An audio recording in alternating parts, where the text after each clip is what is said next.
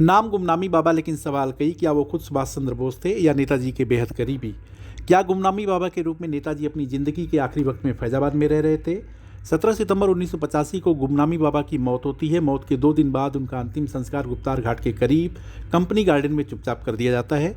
ऐसा कहा जाता है कि रासायनिक लेप के जरिए उनके चेहरे को विकृत करने की कोशिश भी हुई थी ताकि कभी पहचान ना हो सके।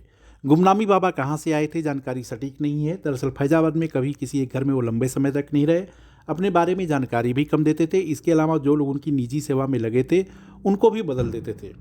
फैजाबाद के सिविल लाइंस इलाके में राम भवन में उन्होंने आखिरी सांस ली थी। यहीं से सवाल शुरू हुआ कि अगर 17 सितंबर 1985 को मरने वाला शख्स कोई और नहीं नेताजी ही थे, तो 1945 विमान हादसे में कौन शिकार हुआ था?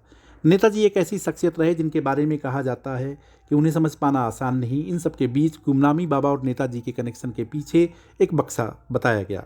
राम भवन से एक बक्सा मिला था, उसमें नेताजी के जन्मदिन की तस्वीरें, उनके माता पिता और परिवार के दूसरे सदस्यों की तस्वीर थी। इसके साथ गोल आकार वाले दर्जनों चश्मे थे, 555 ब्रांड की सिगरेट, रोलेक्स की घड़ी के साथ साथ आज़ाद हिंद फौज की यूनिफॉर्म थी।